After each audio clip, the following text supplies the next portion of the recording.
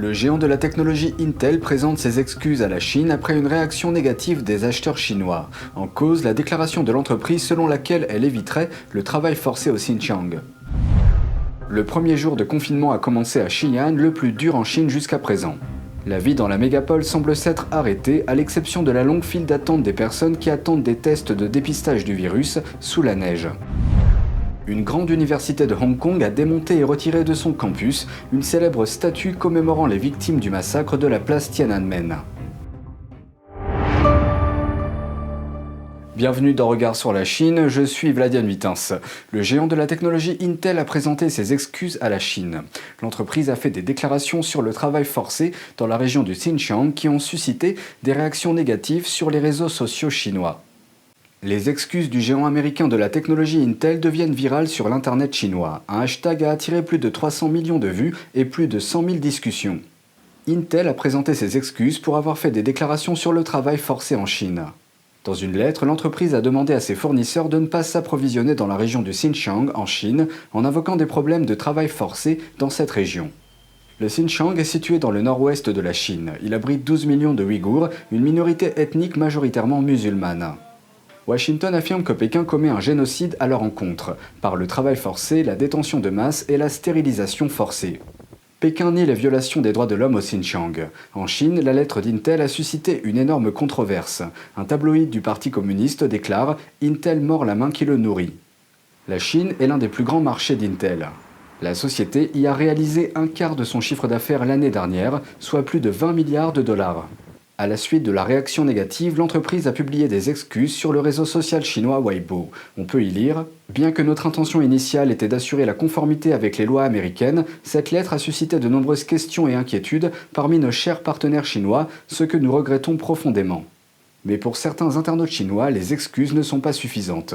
Un internaute déclare « Pourquoi la Chine devrait-elle faire des affaires avec vous puisque vous êtes si peu sincère ?» Un autre a laissé un commentaire disant « Alors ne venez pas en Chine pour faire des affaires, allez simplement respecter la loi aux États-Unis ».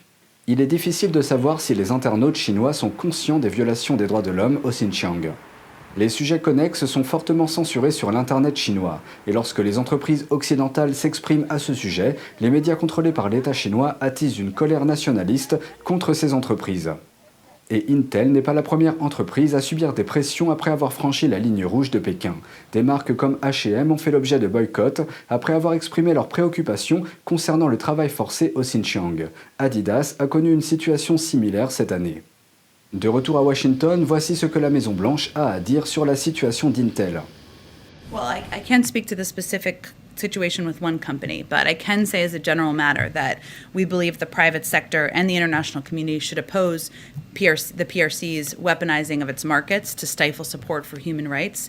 We also think that American companies should never feel the need to apologize for standing up for fundamental human rights or opposing repression. Psaki poursuit en disant qu'en réalité, les entreprises qui ne s'attaquent pas au travail forcé dans leur chaîne d'approvisionnement s'exposent à de graves risques juridiques, pas seulement aux États-Unis, mais aussi en Europe et dans d'autres régions du monde. Une grande ville chinoise n'est plus qu'à un pas du plus haut niveau de confinement. 13 millions d'habitants doivent soit rester chez eux, soit faire la queue pour des tests de dépistage obligatoires. Une grande partie de ce qui se passe là-bas est similaire à ce qui s'est passé à Wuhan il y a presque 2 ans. Voici les détails. La ville de Xi'an, dans le centre de la Chine, a signalé 91 nouveaux cas de virus du PCC jeudi. Et le confinement a commencé le même jour. Des images vidéo montrent des habitants faisant la queue pour des tests de dépistage du virus sous la neige. Ces mesures arrivent quelques semaines seulement avant les Jeux Olympiques d'hiver de Pékin. Les autorités suivent la politique du régime chinois de réduire à zéro les nouvelles transmissions. Ce confinement soudain perturbe considérablement la vie quotidienne des habitants. Les habitants disent qu'ils ont du mal à se procurer des produits alimentaires.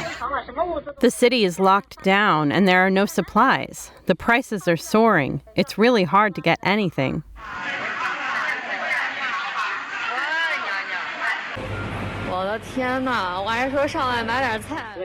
We have to eat dry food during quarantine.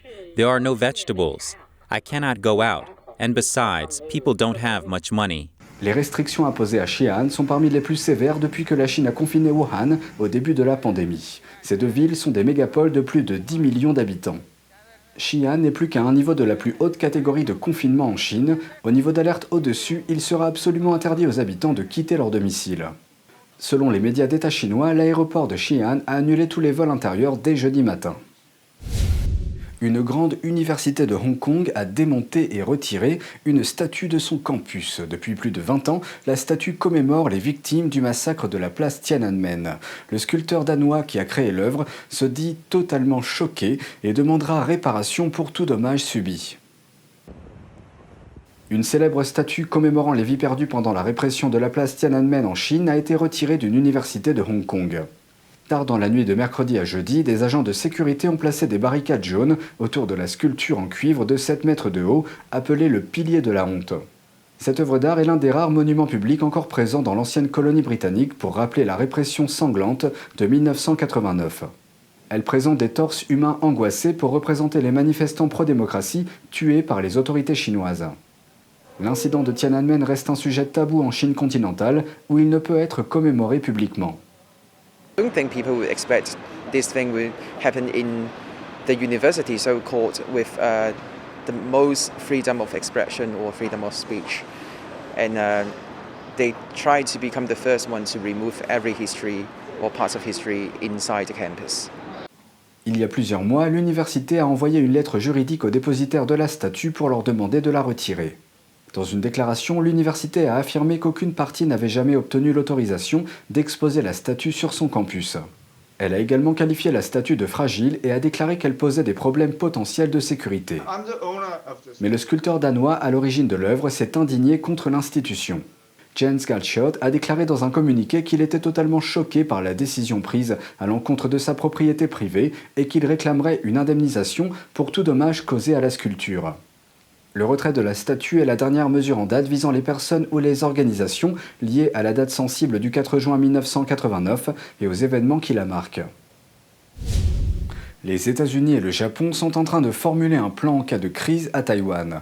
Cela intervient peu de temps après qu'un ancien Premier ministre japonais a déclaré qu'une urgence pour Taïwan était une urgence pour l'alliance américano-japonaise.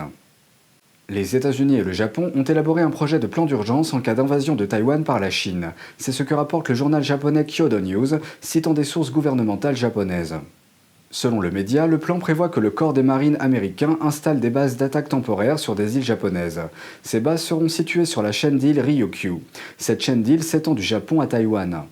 Les bases américaines interviendront au premier stade d'une crise à Taïwan en déployant des troupes. Quant aux forces d'autodéfense japonaises, elles apporteront un soutien logistique, notamment en fournissant des munitions et du carburant. Selon ce même média, le Japon et les États-Unis formaliseront un plan d'opération en janvier de l'année prochaine. Cette nouvelle intervient peu de temps après qu'un ancien Premier ministre japonais a déclaré que les États-Unis et le Japon devaient prendre au sérieux une éventuelle invasion de Taïwan. There is no question that a Chinese invasion of Taiwan would impose a significant risk to the land of Japan, both geographically and spatially. A Taiwan emergency is a Japanese emergency, and therefore an emergency for the Japan-US alliance. Le journal japonais Kyodo News explique dans quelles conditions l'armée américaine installera des bases.